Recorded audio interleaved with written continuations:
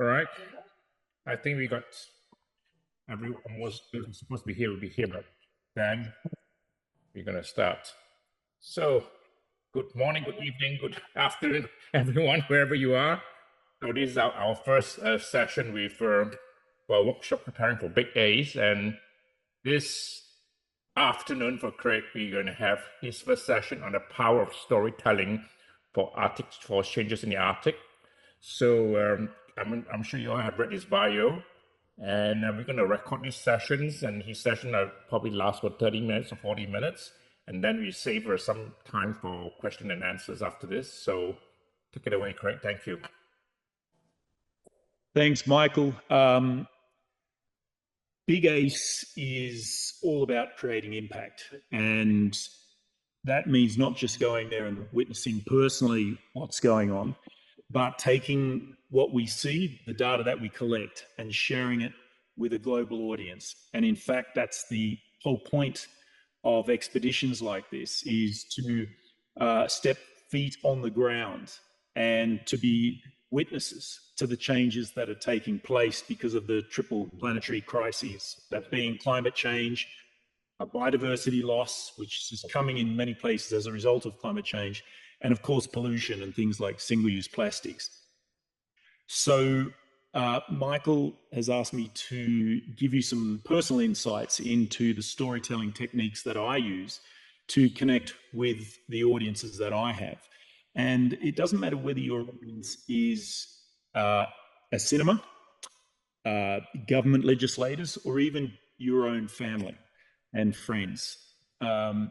Identifying your audience and sharing this information is what is key. So I prepared a PowerPoint and we'll see if I can get that going, just so we can hit some points.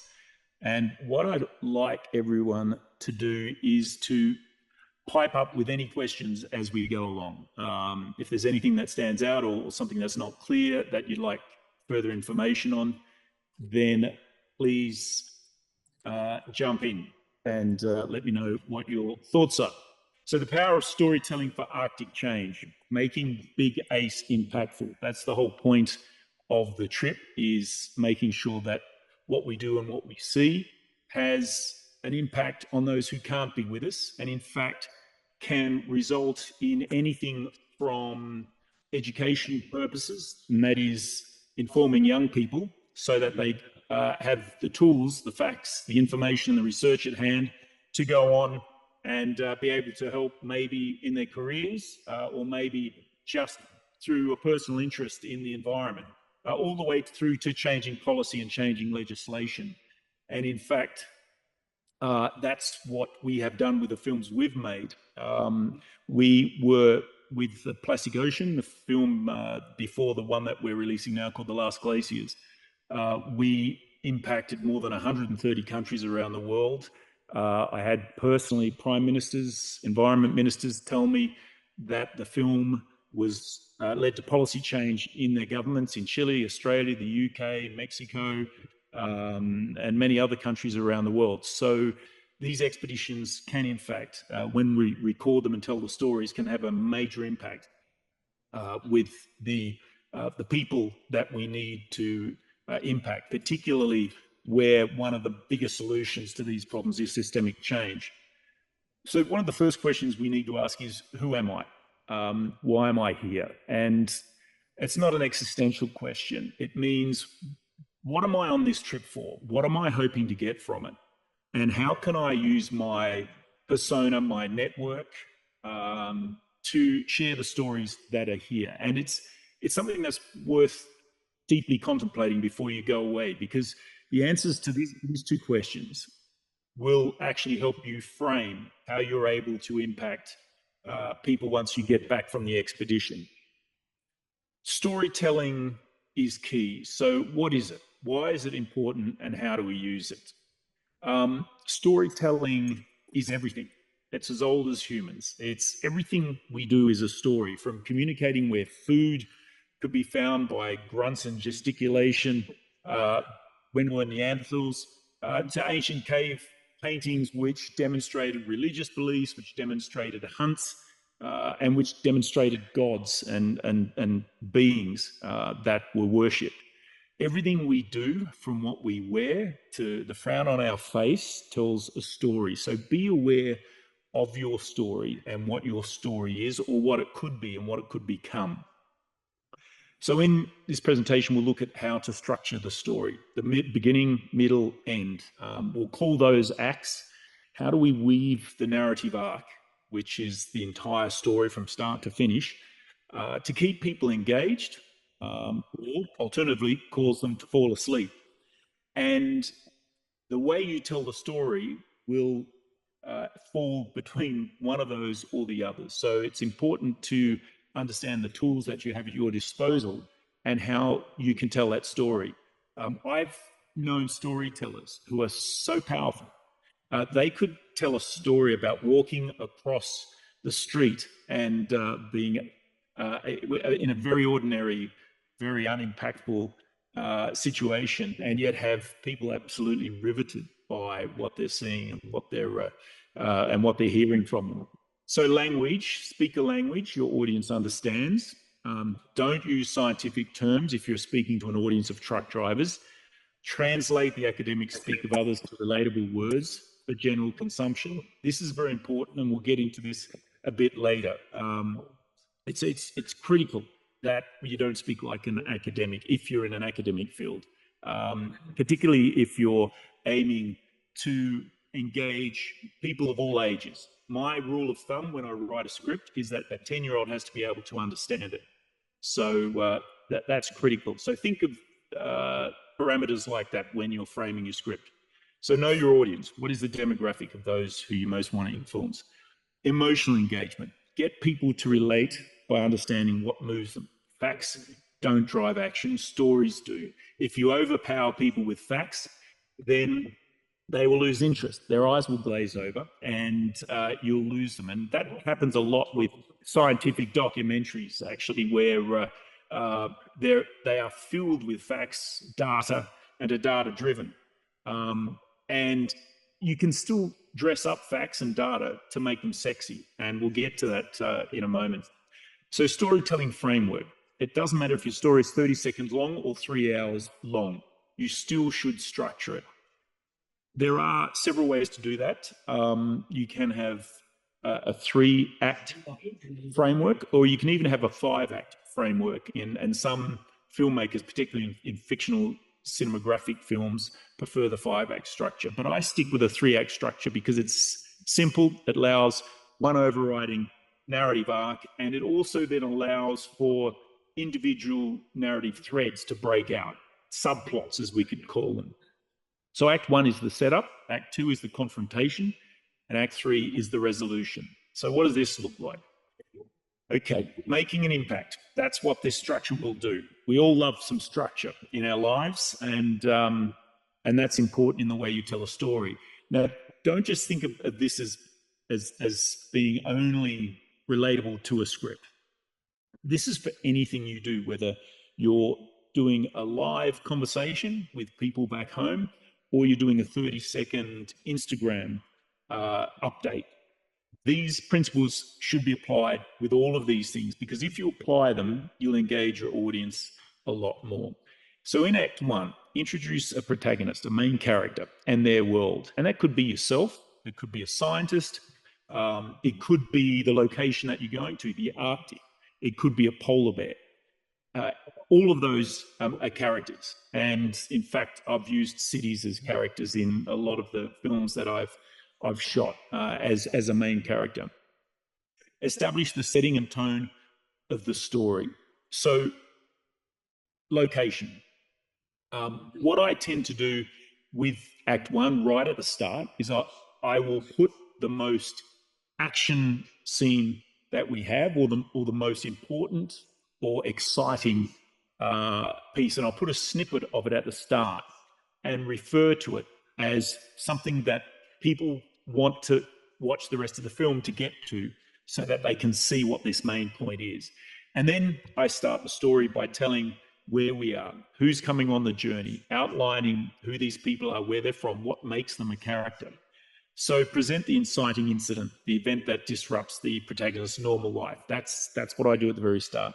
Introduce the central conflict or goal the protagonist must face, and end Act One with the first turning point that forces the protagonist into action. So an example, a very simplified example of this, is a scientist discovering that the ice in the Arctic is melting at an alarming rate. And of course, that triggers all sorts of different threads that you can then lead to in Act Two. Mainly, however, the protagonist faces obstacles, challenges, and conflicts. And this helps develop the character of the protagonist and allows people an insight into who he or she or the city or the landmark or the animal may be, which allows us then to empathize with the protagonist. And building empathy is critical in your storytelling. Introduce allies and enemies who shape the journey. Enemies can be anti-heroes, and can create conflict, which is great. So it's important to put firmly in the frame where the roadblocks are, where the blockages are, who's stopping this protagonist from achieving what they need to achieve. Develop subplots that add depth to the story. Then increase the stakes, making the consequences of failure greater. So lead to the midpoint twist, where you can have a major revelation or a shift in the direction of the story. And a shift is great because it helps the film change gear, or your story change gear. And changing gear as often as possible is good because it keeps your audience attention riveted with what is coming next. So end Act Two with a second turning point, and that's usually a crisis or a climax setup, where the protagonist faces a major failure or a moment of doubt. So an example of that is the scientist's warnings that he or she issues are ignored by policymakers, and so therefore the scientist must find a new way to spread awareness. How will they do that? Act Three is where the protagonist reaches the climax, the final battle, big decision, the ultimate confrontation. We've been waiting for this to happen. And that could be, if you're the protagonist and you're doing a daily diary for Instagram, then on a daily basis, that could be the big decisions you've had to make through that day, the tough decisions, the easy decisions, or the things that have changed you and changed your character by what you've seen. So then the conflict is resolved, and it's either successfully or unsuccessfully resolved, and go into detail with that. People want to know what happened and why. Loose ends are tied up, and the protagonist's world is changed for better or worse. And critically, the audience must be left with a final message or a takeaway. And 100% of the time, I would say try and make this positive. You don't want your audience to leave your story feeling like they've been shot in the head, and there's nothing they can personally do to help, whether that be to provide consolation or to actually physically do something by becoming a legislator and involved in systemic change. So an example of Act Three is the scientist documentary goes viral, sparking global policy change on plastic pollution. And that's exactly what happened with the plastic ocean with us. So they're the three acts. So if we use the Arctic as an example, let's look at how we can do that. With a setup at the beginning, we could capture the attention and introduce the problem. So what we need to do is introduce the world that we're in, the big white of Antarctica, why it's important to us as humans. And so begin with a powerful visual or an anecdote about the Arctic's beauty and importance. You can, something that grabs you personally that you think will resonate with whoever you're telling the story to. Introduce the conflict, present a shocking fact like the Arctic is warming 4 times faster than the rest of the planet, which generally gets people's attention pretty quickly, or that microplastics have been found in snow that have circulated in the atmosphere and landed in the Arctic. That's another great fact. Inciting incident, show a clear visual example of impact. A starving polar bear, for example, massive ice sheets collapsing, disappearing indigenous villages. People want to know what the impact is and how, why they therefore should care. Why should they be empathetic? Set up the journey, state the big question. what happens if we lose the Arctic? So an example opening could be, for thousands of years, the Arctic has been frozen, a home to incredible wildlife and indigenous communities. But today, this fragile ecosystem is disappearing before our eyes. The question is, what happens next? So you're setting up something that hopefully your audience will want to hang around and be involved with. Act 2, confrontation, in the middle. The goal here is to explore the consequences and build emotional engagement. So the challenge grows. Explain why the Arctic is melting so fast. Use short, impactful facts, and make sure those facts are not data-driven, more visually driven, or through your storytelling, vocally, that you make those, the way you tell those facts are impactful. Who is affected? So show how vanishing ice affects Arctic animals, polar bears, seals, whales, indigenous communities, and global sea levels. These are all really good focal points. Why should we care? Bring the problem closer to home. What happens in the Arctic doesn't stay in the Arctic. So bring it out of the Arctic and make it relevant to somebody sitting in their sofa, comfortably sipping on their tea at home. Melting ice means rising sea levels, threatening cities all around the world. And there are examples where this is already happening at the moment. Venice, Miami, Jakarta, New York, all of these cities are currently being threatened by rising sea levels. Introduce obstacles. Explain why action is slow. For example, fossil fuel industries, government subsidies to fossil fuels, lack of global policy, misinformation. These are all obstacles that can anchor the empathy that we want from the audience towards the story that you're telling them. So an example for Act 2 is, and with a twist, is that we think of the Arctic as distant and disconnected from our lives, but the reality is, as Arctic ice melts, entire cities, New York, London, Hong Kong, are at risk of flooding. So this isn't just about polar bears, it's about all of us. Ultimately, it comes back to us as humans, and whether the life support systems we rely on will continue to work as they have for millennia to enable our very existence on the planet. So for the resolution, call to action, offer solutions that feel achievable. So reducing plastic waste, transitioning to clean energy, holding leaders accountable, ending our reliance on fossil fuels. These are very simple solutions. Most people can grasp them. And there could be solutions that you may find relatable within your local community that people will also relate to a lot better, that don't have to be global solutions. Success stories. Highlight real-world examples of where effective climate action has occurred. So, for example, Norway is already running on 98% renewable energy. Change is possible. I'm from Tasmania in Australia. Tasmania has been a negative carbon arena for decades because we've had hydroelectric energy there. So I can, when I'm talking to communities in Tasmania about this, then I focus on where Tasmania sits because people can relate to that. But I can also then project what will happen if Tasmania reverses a lot of these renewable energy projects that they've got going. So the final powerful message, leave them with a memorable takeaway, e.g. the Arctic is not lost yet, but the choices we make now will determine its future, and we don't have long to make those choices. So a closing example, we are the first generation to witness the Arctic disappearing, and we may be the last who can save it. The future of the Arctic is in our hands. So what will we choose? Okay, so as you do all this, any questions? Anyone want to mention anything? Can you all hear me? Yes, we can hear you very well. Yep, great. Okay. So use awesome words because people will remember in your story really pithy sayings, phrases, or terminology. An example of this, I signed off on a plastic ocean with this sentence, which was the last sentence in the film. With knowing comes caring, with caring comes change.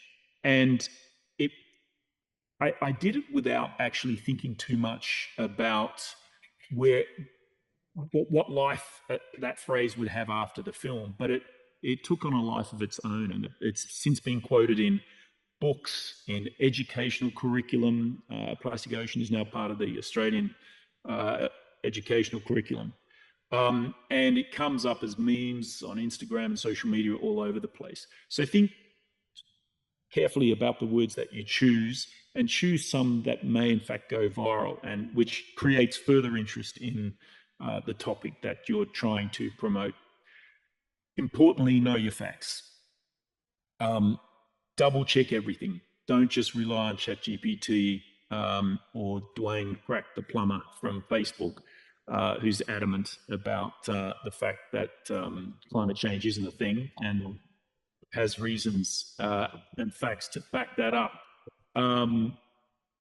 Use pictures to tell facts. As I mentioned earlier, don't fill your story with too many words. The saying, a picture is worth 1,000 words. That is actually one of the first things we learn as journalists is in television and news. We don't write, for example, if we've got a picture showing a tree falling over and killing a woman, we don't say in the voiceover, a tree fell over today and killed a woman. We can see that. So you use the visuals to tell the story, and you fill the blanks with other facts. So to open a story like that, if I had that visual, I would say, today, 3 children were left without their mother. And we see why, because we see the tree fall over and kill the woman. We don't need to say that that's what happened. Then we can go in and follow up and say, today, Martha Stewart, 58, of Burnie, Tasmania, was out trimming a hedge when a storm blew through and took a life. So use visuals where you can, and these could be pictures, around the words that you're talking. Don't talk directly to what people are already seeing. So a picture always reinforces the concept. Images themselves reveal large amounts of data. So use an image instead of long text where you are. Now, the only example I can think where that isn't the case is Al Gore's Inconvenient Truth. That was basically a PowerPoint slide like we've got here now that they turned into a movie, but they did it in a very clever way, basically through the power of him as a iconic legislator and politician. Also, the facts that they were revealing for the first time were shocking to most people. So they were able to get away with that. But there's very few people or instances where you could just get away with a PowerPoint. That number there is a big number. Don't ever use numbers like that. No one will ever remember that number. Say more than 4 million, say 4.5 million, say almost 4.5 million. Don't use precise figures. You can bring them up on screen while you say 4.5 million, but people will forget big numbers quickly and the impact diminishes. You could try another way to visualize numbers, and I do this all the time, particularly with massive figures. So, for example, in the last Glaciers, Journey to the Extreme, we wanted to get people to empathize with how quickly glacial melt is happening and causing sea levels to rise. So all throughout the film, we used it at the start of the film, after the credit roll and the intro. We used it at the end of the first act, the end of the second act, and the end of the third act. And we had a picture of a swimming pool, an Olympic-sized swimming pool. And across it, text would appear at each occasion and say, since you've been watching this film, 39,000 Olympic-sized swimming pools of ice have melted into the ocean. That's something people can understand. They can visualize. They know how big one swimming pool is. So they can visualize, God, 39,000, that must be enormous. And I think, just as a point of interest, I think it was 69,000 total by the end of the film. So that's a lot of ice melting. But it shows people that this is something that's happening as we speak. So how do we put the message together? Here's an example. This is a sequence of Antarctica from the last glaciers. Some of it was shot with NASA. We were the first documentary film team to work with NASA across Antarctica. And 3 minutes of this sequence was shot with Michael and the expedition team, the ACE team, from the trip that we did, the sailing trip, and boots on the ground. This is a 5-minute piece. And so we'll just watch that, and you can get an idea of how the storytelling, even within a sequence, this is one sequence of 12 sequences in the last glaciers, and even within this sequence, you'll see there's a first act, a second act, and a third act.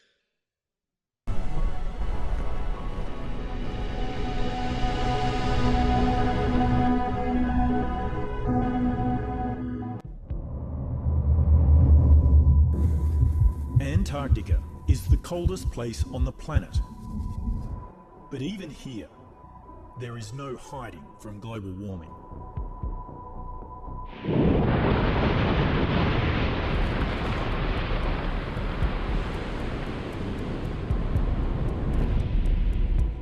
One of Earth's great ice sheets, this continent has lost 3 trillion tons of ice in the past 30 years.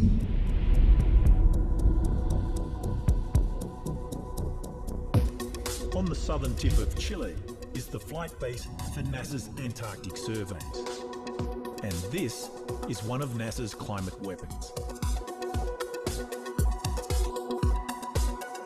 A 50-year-old DC-8, upcycled into an airborne laboratory with state-of-the-art tech and new engines. This is our first flight with NASA and with their Ice Bridge project. And today there's going to be some pretty exciting stuff. They're talking about flying over ice floes and looking at drifting ice. The project is called Operation Ice Bridge, and it's at the forefront of polar climate research. We are the first documentary film team to be invited by NASA. The flights over the next week will allow scientists to gather data on the height, depth, thickness, flow and change of sea ice, glaciers and ice sheets. Out the window right now, we're seeing some thicker sea ice that's covered in snow and it's been blown around. It's also very ridged in places for the sea ice floes being pushed together, and then out in the horizon, there are a few icebergs mixed in. Operation Ice Bridge is the largest polar airborne survey of its kind. It allows scientists to bridge the data gap between two satellites, ICESat and ICESat-2, providing a very accurate assessment of ice change to within centimetres. The project's lead mission scientist is John Sontag. He's been working on climate change research for almost 25 years. What sort of results are we likely to see from today? Well, we're going to see changes in the sea ice cover in this area. We're going to see changes in the amount of snow cover on that sea ice. So a certain amount of sea ice serves to regulate the Earth's temperature. And so if you lose it, you tend to lose some of the capability to regulate that temperature. As a human, are you concerned about the changes we're seeing in climate change? Yes, I have to say I am. I mean, I've thought about buying a house out near the coast. Decided not to, because frankly, I don't think it's a very good long-term investment. That's my own personal finances, and it's driven by data. Yeah, we certainly know that some changes in climate are natural. We've seen that in geological history. It's also very reasonable for me to believe that we humans are having something to do with this. 13 hours. In general, most places we look, the Earth's polar ice is diminishing. And well, it turns out that Antarctica is losing about the mass of the Titanic every 10 seconds in ice, and that's going straight into the ocean and raising sea level. The Earth's going to survive. It's survived worse than the human race, but it may just wipe us out in the process of surviving. On the continent, the changes taking place in Antarctica are vast and very visible. It's not just the burning of fossil fuels that is affecting the glaciers, but the products we are making. Single-use plastics and microfibers from clothing have found their way to this once pristine environment. Heating oceans are also disrupting breeding cycles of fish, seabirds, and marine mammals, causing global declines in many species. Penguin colonies are being devastated. Several areas in Antarctica are recording rain for the first time, and without waterproof feathers, the chicks get wet and die. The breeding patterns of adult birds has been interrupted, and many migrate, leaving developing chicks behind without food, forcing them to beg from others. The ecosystem in Antarctica is extraordinarily fragile. What happens here reverberates across the entire planet.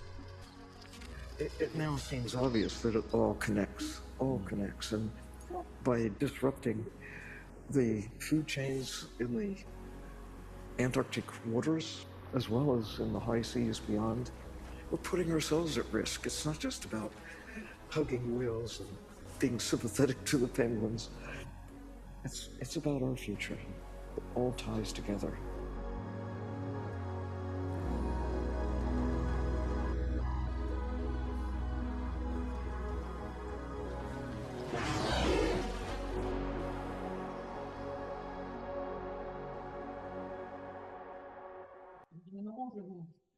It's about our future. It all ties together. A really nice point to finish on there. And so that's what I was talking about earlier, about having a strong, memorable quote.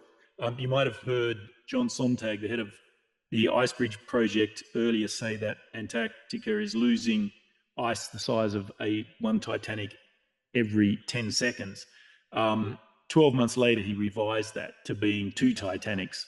That's how much ice is being lost. And the reason he gave that analogy was because I asked him to, because when we were doing the interviews, he was talking about trillions of tons of ice, this, and 3.287 trillion tons that. And most people have no idea what a trillion ton of ice looks like. So I asked him if his team could visualize that for us and put that into a visual that everyone could understand, and that's what he came up with. So social media is an incredibly powerful tool these days. It's free to use. It can be a nightmare. There are a lot of idiots on it as well, but if you get your algorithms working correctly, then you'll tap into a rich resource of like-minded people. But it's also a great place to get the message out there, as we all know. And indeed, some of the most engaging pictures and film clips that I've made have been on my iPhone when I've been filming using a 8K Cinema Red camera. And I've posted those on social media, and you get an instant response, which is great because it's a really good feedback tool for storytelling. How good is my storytelling? Am I tapping into my audience? Is that happening? You don't have to wait till a film comes out in the cinema to do that. You're getting it constantly in real time. So experiment a lot with social media, with your platform. Look at ways to engage your audience, understand what drives the algorithms. Today it's carousels. They tend to attract more viewers. That's where you put 4 or 5 photos up with some facts on the photos and you swipe right. This is constantly changing. So it's important to be aware of what's changing and to tap into other people. If you use other people's, and on this example here, I've tapped into Pangaseed, which is Pangaseed, which is an organisation, an NGO, and they've got a rich database of people, and I thought they'd be interested in what we were doing. So by attaching them to that social media, I immediately tap into their database and attract people from their feed. So use a great picture, back it up, tag people and organizations. Bring with you on the trip an Arctic map. It's critical to know where you are, but it's also critical that your audience knows where you are. You're effectively taking the audience on the trip with you because they don't have the time, the money, the wherewithal to be there. And they're relying on you to show them what's going on and where that going on is actually happening. So prepare maps, take photos of maps before you go with your phone, tap into them, save them to your computer, and map out the trek that you're going. So every day, if you're doing a blog, you can let your audience know where you're going. It demonstrates also that you're officially an explorer. So exploit your exploration, make a big deal of it. The audience. Who? What's an audience? That's important to know. And we spoke a bit about that already. Know your demographic. Is it your family? Is it friends? Is it legislators? Are you looking to make systemic change? What demographic are you writing for? Are you writing for from 10-year-olds to 80-year-olds? Are you just writing from 30 to 50-year-olds? That's important because that also frames the language that you're going to use. Work out your timeline on how you're going to frame these. And these are things I'm urging you to do before you go, because once you get there, so much is happening so quickly, you won't have time to do any of this. So it's good to map out a shot list even. And I do this before every shoot I go on. I've got a draft script, and the nature of documentaries is that things change. The animals don't turn up, do turn up. The weather's crap or it's great. So things will always change in your script, but at least I know what I'm aiming for. And with that script, that'll allow me to produce a shot list. So I'll produce a shot list of every single shot that I need. And, you know, there can be 50,000 shots in a 1.5 hour film. A shot lasts an average of 3 seconds. So, you know, that's 20 shots in a minute. So, you can have so many different ways of doing this that it's best to get it in your mind in a structure of a timeline before we go. So first off is development, story idea, and planning.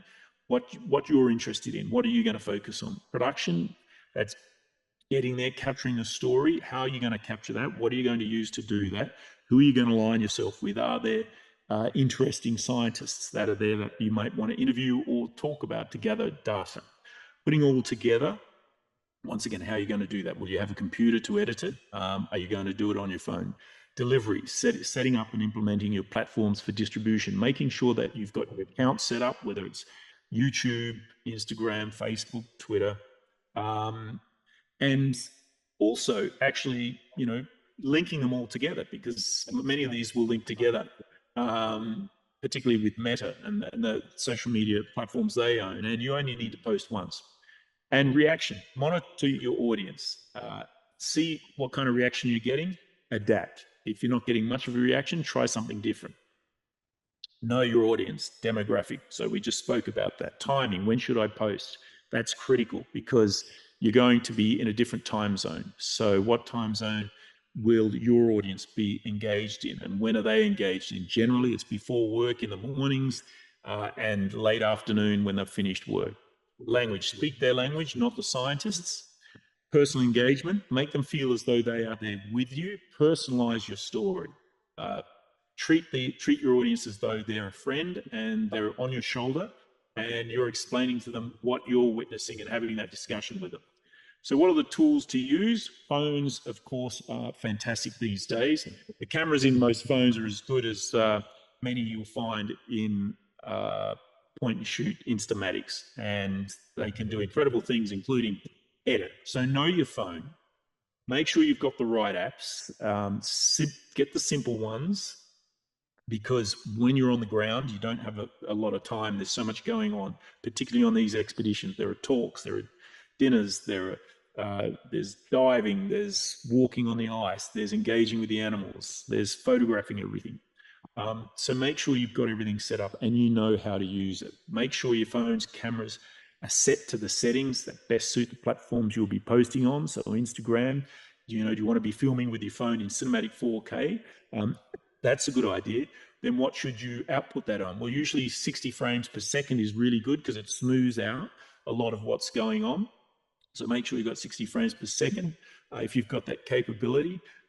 Check your shutter, your framing, everything within the capability of your camera. Make sure you know how to use it and make sure that it's set before you go out on the shoot. Technique. It's cold where we're going, so don't faff around. Know how to access your camera settings and your phone settings and take pictures quickly. I know this from scaling multiple 6,000 plus meter peaks where it can take up to 3 hours to get just one 5-second shot, because getting the cameras out of the packs, getting them acclimatized to the freezing cold, keeping batteries warm by strapping them under your arms pits, while you're climbing, operating the camera, which means you have to take your gloves off in minus 20, minus 30 degrees, which you can only bear for, minutes at a time. All of these things are factors in how long you're actually capable of shooting in these cold terrains. And they are hostile environments. Don't forget that. We're going to be in an environment that wants to kill you in every way it possibly can, through cold, through the terrain itself, and through the animals that live there. Platforms. Set up your social media accounts before you leave the Arctic. Make them talk to each other. Post often, but post once where you can. Hardware. Do you have all your hardware? Do you have power banks, cables, hard drives, SD cards? Ask me about that. I know. So the cameras. Let's look at the kind of cameras. Impact. Choose the camera based on your storytelling platform. Take what you know how to use. Example, a DJI Osmo Pocket 3 is an incredible tool. It's got stabilization on it. It's tiny. It gets up and going really quickly, and it shoots incredible footage, particularly for social media. If you're a filmmaker like myself, you'd probably be looking at something high-end like a Red Raptor 8K. Incredibly complicated cameras, difficult to operate, and a pain in the ass when you're in hostile environments because they take time. So I like to opt where I can in between. If I've got a film crew with me where each person has a role in setting that camera up, then that's the camera to go for. Otherwise, I tend to go for smaller cameras like Canons, Fujifilms that have 6K or 8K capabilities. Impact, your tools, your tripods, lenses, batteries, chargers, filters. Oh shit, I forgot my SD card. How many times I've heard that? I can't tell you. Or glad I bought that. You will be. So make sure you've got everything you need. Hard drives, particularly, bring as many as you can. Go for the small, rugged, compact ones. Don't go for the scan discs. They're incredibly light and compact, but I've used them. They're great when they work, but they've had a lot of faults with them. So I'm shying away from them now, and I tend to use either the Leeson rugged SSDs, which are a bit bigger, or I've migrated now to the Samsung SSD 7 or the SSD 9. They're tiny, they're rugged, they're compact, they're dirt and weatherproof, and they're relatively inexpensive. I tend to take those with me, but I'll generally take a dock, and I'll take a big drive that goes in the dock to download for a backup, which I do while I'm sleeping. Capabilities and ambitions. Don't buy your camera the night before you leave. Ask me how I know this. Where's the manual? What does this function do? It's too late when you get there to know that. So make sure you're very familiar with your tools before you leave. Packing, the less the better, particularly if you're doing everything on your own. Other people don't like to wait on you, and we will be with groups, so make sure you've packed what you'll use. Plus excess is expensive. So just keep that in mind. So in summary, let's impact the world. I've got some figures there on the decline of Arctic sea ice, and you can see there why it's significant, and that is continuing. With your message overview, just remember the Arctic region, animals are being affected, from polar bears to whales, their struggles, the first signs of what's to come for humans, and that's an important point to make. So think about that when you're shooting. How do you relate what you're seeing with the natural flora and fauna back to what is impacting humans? Climate change impact, vanishing ice impacts everyone. What happens in the Arctic doesn't stay in the Arctic. How do we make this relevant to someone in Idaho, in Mexico, in Singapore? The importance of mitigation. More cities will flood as sea levels rise quickly, and this is happening incredibly quickly. And in fact, we've got a graph which we use at the start of the credits and in the last glaciers, which shows all of the coastlines around the world being impacted by sea level rise. 70% of the world's fresh water is in Antarctica. When it melts, and it will all melt, sea levels will rise by 60 to 80 meters. So this is no joke. It is already happening, and it is already impacting coastlines from Australia to Europe.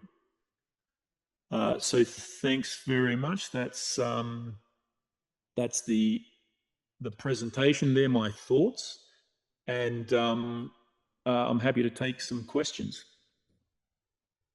Correct. Thank you very much for that. So what we're talking about for this expedition for Big Ace is very unlike her Ace, where we go up there and the whole project is about making resolution for net zero by 2035. So as I spoke to you the other day and everyone here, uh, this expedition is about us giving our voice to those that cannot speak. So it's about giving our voice to the voiceless. And I've been up to this area. I mean, I've been up to the Arctic 10, 11 times now. But to Slabat itself, I've been there seven times at least. And it's going to drastic change. So what everyone will see is actually what I call it climate change in emotions. You can see it happening right in front of your eyes. I mean, it's like seeing your house being burned down right in front of your eyes. It's that serious. I mean, somebody has house burned down in California, but you're actually here in front of your house being burned down. You have to take it as that, you're witness to that, and what you're going to say about it. And so the whole ship is set up now, unlike in 2023 now, it's set up with Starlink. And the whole idea is get the message up what you witness in real time. And it's nothing more powerful than that, because once you wait 2 days later, the emotion is gone. When you witness a house being burned down, your house being flooded up to the ceiling, the emotions connect with people. So, I mean, I've been working with Craig for, several years now. You're one person, what I call a one-tick wonder. You look at something and you come up with a very powerful lines and what you're going to say about it. So can I put you on the spot with a picture I'm going to show you now and see what you're going to say about this picture? Craig, can I do that? Absolutely. You're muted. So I'm going to share my screen. And I'm going to show you this picture. And then can you see my screen now? Yes. What do you see? Right. So what we see here is a landscape that's very alien to us as humans. So we don't really relate to it personally by looking at it. We see an emaciated polar bear. So we see also that there's no ice or snow. And if we know anything about polar bears, we know that this is where they feed and forage, and it's actually what they require. It's their life support system. It allows them to travel across great expanses. So what we see is an animal out of its natural habitat, and obviously emaciated because it can't travel to find its food. The sea ice isn't there to allow it to do that.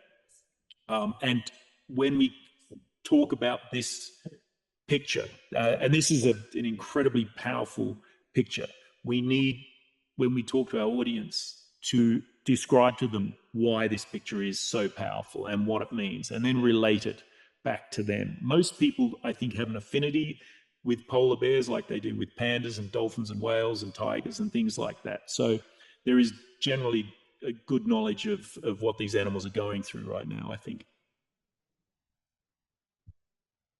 Yeah, you see, that is what you guys will see at some stage during our trip this year. And as recent as 2019, I was there to a particular place. We'll bring you to a place called Akabalik.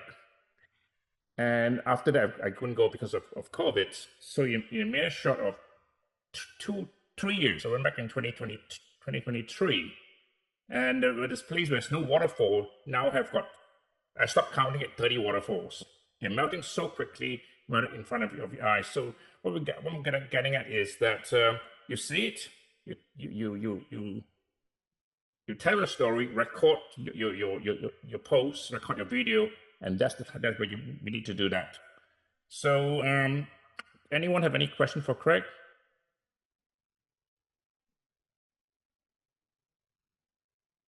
Well, I have a quick question. You have to unmute. You could unmute yourself. Yes, I have a quick question. How do we start in getting attractions and attention from people around us now? Like from preparing for the trip, and what content can we put on social media to start in getting audience and interests?